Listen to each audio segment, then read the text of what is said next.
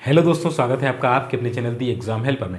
इस वीडियो में हम बात करने वाले हैं जो आपका एसएससी सीजीएल 2022 का मेंस का एग्ज़ाम जो कि आपका मार्च में कंप्लीट हुआ था 2 से लेकर 7 मार्च को, उसकी फाइनली आंसर की आ चुकी है। आपने चेक भी कर ली होगी, ठीक है। तो उसके रिगार्डिंग हम टीयर 2 का क्या एक्सपेक्टेड कट ऑफ रह सकता है आफ्टर आंसर की इस वीडियो में देखने वाले हैं। बहुत सारा डाटा आपके लिए कलेक्ट किया हुआ है, उसके आधार पर आपको ये कट ऑफ बताने की कोशिश की जा रही है, ठीक है। तो देख लेते हैं कि क्या कट ऑफ आपका रहने वाला है। और इसके पहले अगर आप टेलीग्राम से नहीं जुड़े हैं तो टेलीग्राम को ज्वाइन कर लेना, नीचे लिंक आपको डिस्क्रिप्शन में मिल जाएगा। वहाँ पर आपके जो 4 दिन आपका एग्ज़ाम हुआ था उसकी जो पूरी पीडीएफ्स है ना, जो आपका मतलब जो पेपर हुए हैं पूरी पीडीएफ्स 4 दिन की पूरी आपको टेलीग्राम पर डाल दी गई है, हिंदी और इंग्लिश दोनों में, ठीक है। तो वो आप वहाँ से जाके उसे एक्सेस कर सकते हैं। हालांकि आपके पास भी होगी वो, अगर आपके पास केवल एक ही दिन की होगी, हम और अदर जो 3 दिन की है वो भी आपको वहाँ पर मिल जाएगी कि कैसा पेपर आया था। अगर आपको डाटा चाहिए आगे भी पेपर देना है तो उसके लिए आप इसको ले सकते हैं, ठीक है। और चैनल पर नए सब्सक्राइब कर लेना, वीडियो को लाइक एंड शेयर जरूर कर देना। चलिए तो देख लेते हैं कि क्या आपका एक्सपेक्टेड कट ऑफ रह सकता है आफ्टर आंसर की ऑल कैटेगरी का, ठीक है। चलिए सबसे पहले हम देखेंगे कि आपका सिलेबस क्या था, कितने मार्क्स का पेपर था, ठीक है। हालांकि आपको मालूम है, फिर भी मैं एक थोड़ा सा बता देता हूँ। तो देखिए मैथ्स, ये आपका सेक्शन 1 था, इसमें मैथ्स और रीजनिंग था 90 मार्क्स और 90 मार्क्स का। इंग्लिश की बात करें तो 135 मार्क्स थे आपके और जीके के 75 मार्क्स थे। टोटल आपका 390 मार्क्स का जो है एग्ज़ाम हुआ था। अब इसकी बात करें कि यहाँ पर जो बच्चों के काफ़ी जो नंबर हैं मैथ्स में तो ठीक ठाक आ गए, बट जो रीजनिंग सेक्शन है कहीं ना कहीं ये उनको हार्ड की तरफ लगा था, मतलब इसमें काफ़ी कम बच्चों के नंबर आए हुए हैं। इसी तरीके से इंग्लिश की में भी काफ़ी कम बच्चों के नंबर देखने को मिले हैं, और जीके तो सबकी होती है माशाल्लाह, ठीक है। तो इसमें कुछ कह, मैथ सबका ठीक था एवरेज, बट कहीं ना कहीं रीजनिंग में जो स्कोर करते थे बच्चे हाईएस्ट, वो कहीं ना कहीं यहाँ इस बार डाउन देखने को मिला है। और इंग्लिश में भी जो क्वेश्चन आया, क्वेश्चन का जो पैटर्न देखने को मिला है आफ्टर आंसर की, तो वो थोड़ा इनडायरेक्ट वे में क्वेश्चन पूछे, तो ये भी यहाँ पर सेक्शन थोड़ा टफ हमें लगा। चलिए बात करें कंप्यूटर की, तो कंप्यूटर में तो बच्चों को लाले पड़े हुए हैं कि मतलब कंप्यूटर अच्छे खासे क्वेश्चन पूछे गए थे उनको, मतलब किसी के 10 नंबर, किसी के 15, किसी के 12, किसी के 13 ऐसे नंबर हमें देखने को मिल रहे हैं। तो कंप्यूटर यहाँ पर गेम चेंजर रहेगा।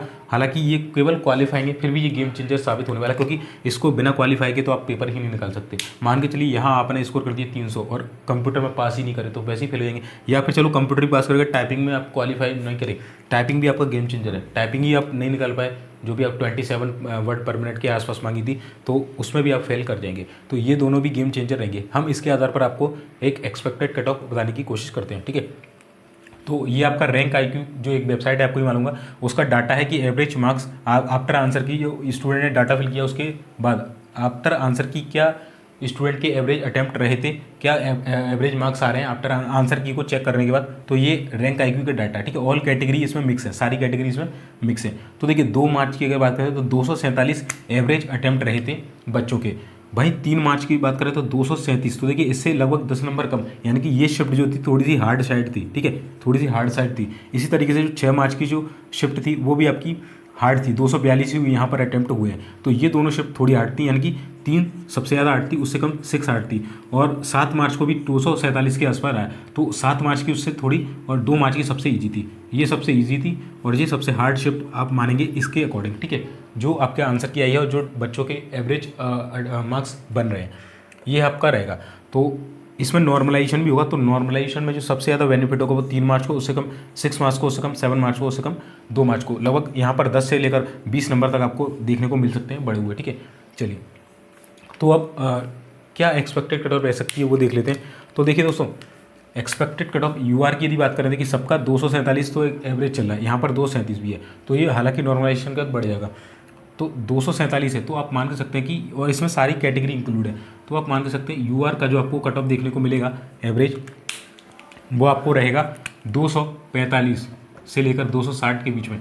ये इसके बीच आपको इसका यूआर का कट ऑफ देखने को मिलेगा। अगर आपके मार्क्स इतने इसके बीच आ रहे हैं तो आप जो है आप करना क्या है, बस अब तो कुछ नहीं करना, सिलेक्शन होना खाली है, बाकी अब तो पोस्ट प्रेफरेंस के लिए आएगा, सिलेक्शन होगा, ठीक है। तो इसके बीच आ रहा है तो आप मतलब आपके पास होने के पूरे चांस है। ओबीसी की यदि बात करें तो 240 से लेकर 255 के बीच अगर मार्क्स आ रहे हैं तो आप बिल्कुल सेफ हैं। वहीं ईडब्ल्यूएस की बात करें तो 235 से लेकर 245 के बीच अगर आपके मार्क्स आ रहे हैं तो आप सेफ जोन में।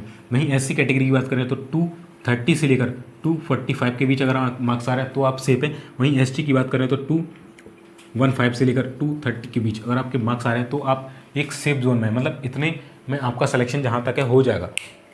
अभी यहाँ पर कम स्टूडेंट का डाटा है, लगभग 10-20 हज़ार कैंडिडेट का डाटा है। ये आगे आने वाले समय में हमें ज़्यादा डाटा देखने को मिलेगा, क्योंकि आज ये आंसर किया है तो बहुत कम लोगों ने अभी यहाँ पर जो है पार्टिसिपेशन किया है। तो आगे आने वाले 1-2 दिनों में इसमें कुछ चेंजेस होगा, हालांकि इतना ज़्यादा चेंजेस नहीं होगा, 2-4 नंबर का चेंजेस होगा, इससे ज़्यादा नहीं होगा। तो वो मैं आपको टेलीग्राम पर अपडेट दूंगा। अभी भी मैंने पूरा डाटा जैसे ही आया तो सबसे पहले टेलीग्राम पर डाल देता हूँ मैं, ठीक है।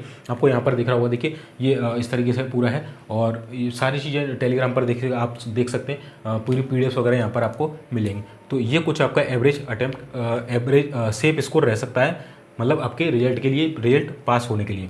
बाकी बात करें यहाँ पर जो मान के चलिए, क्योंकि इतना ही कट ऑफ जाएगा, इससे हाई जाने के चांस ना के बराबर। क्यों? क्योंकि यहाँ पर टाइपिंग भी उसी दिन थी, या तो टाइपिंग बाद में होती तो बच्चों को पता चलता, टाइपिंग भी उसी दिन थी और उन्होंने रिजल्ट भी एकदम दिया और एकदम से मेंस का पेपर करा लिया, तो इस वजह से बच्चों के अटेम्प्ट और गिर गए। और सबसे बड़ी जो दिक्कत दे रहा है वो कंप्यूटर दे रहा है कि बच्चों के नंबर ही नहीं आ पा रहे। तो कंप्यूटर का क्या क्या क्या एक सेफ स्कोर हो सकता है, क्योंकि ये केवल क्वालिफाइंग है, और अगर हम 30% भी अगर क्वालिफाइंग लेके चलें 60 का, तो आप देख सकते हैं कि 18 नंबर बनता है। तो 18 नंबर तो आपको कम से कम लाना ही चाहिए। तो मेरा मानना है कि अगर आपके 18 या उससे ऊपर आ रहे हैं तो आप कंप्यूटर में बिल्कुल सेफ जोन में खेलेंगे। अगर इससे कम आ रहे हैं तो थोड़े डाउट की स्थिति में कम से कम इतने मार्क्स तो आपके बने चाहिए, यानी कि 9 क्वेश्चन आपके सही होने चाहिए, क्योंकि एक क्वेश्चन 2 मार्क्स का है ना, 20 क्वेश्चन थे, 3 मार्क्स का एक क्वेश्चन है, तो लगभग आपके 6 क्वेश्चन तो आपके सही होने चाहिए, ठीक है। 6 क्वेश्चन तो कम से कम ऐसा ही होने चाहिए 20 में से, तभी तो आपको सिलेक्शन होगा। और ये अगर एसएससी ऐसा करती है कि 60 में से 30% लेती है वेटेज, तो ये रहेगा 40% लेगी तो 24 मार्क्स आपका क्वालिफाई रहेगा। या फिर एसएससी ये भी कर सकती है कि जो एवरेज स्टूडेंट के मार्क्स आ रहे हैं कंप्यूटर के सेक्शन में, तो उसके आधार पर भी वो कट ऑफ फिर निकाल सकती है, फिर वो वेरी करेगा। अगर 30% और 40% के हिसाब से निकालेगी तो आपका ये कट ऑफ रहेगा। बाकी फिर एसएससी अगर स्टूडेंट के हिसाब से डाटा निकालेगी तो वो कुछ अलग रहेगा। बट मेरे हिसाब से 18 या उससे ज़्यादा तो आपके मार्क्स होने ही चाहिए। और ये बहुतों की लुटिया दबाने वाला है इसके बाद, और इसके चक्कर में मान के चलिए किसी के 330 नंबर थे, कंप्यूटर फेल कर गया, तो वो तो उसके तो नंबर ही गायब हो गए ना। अब जो नीचे वाला है वो भी तो ऊपर आएगा। ये टाइपिंग जिसने क्वालिफाई नहीं करी, कंप्यूटर भी कर लिए चलो, तो वो वैसे ही बाहर हो गया रेस से। उसके मान के चलो 350 नंबर आ रहे थे इसमें से ना, 350 में, तो वो भी बाहर हो गया। तो ये तो इसको देख सकते हैं आप, ये एक एक्सपेक्टेड कट ऑफ हमने बता दिया आपको। और जैसे जैसे इसमें चेंजेस होंगे, है ना, आगे आने वाली जो एवरेज शिफ्ट में, है ना, 1-2 दिन में डाटा और बदलेगा ये, तो मैं आपको अपडेट दे दूंगा। और साथ ही साथ इसका रिजल्ट कब आएगा वो भी मैं आपको अपडेट दे दूंगा चैनल पर। तो उसके लिए चैनल को सब्सक्राइब कर लेना, वीडियो को लाइक एंड शेयर कर लेना अगर वीडियो अच्छा लगा हो तो। बाकी एसएससी एमटीएस का अगर आपने फॉर्म भरा है तो उसकी हम प्रिपरेशन कराएंगे आपको, जीके जीएस की, तो उसके लिए आप चैनल को सब्सक्राइब कर सकते हैं। मिलते हैं फिर नेक्स्ट वीडियो में, तब तक के लिए जय हिंद, जय भारत।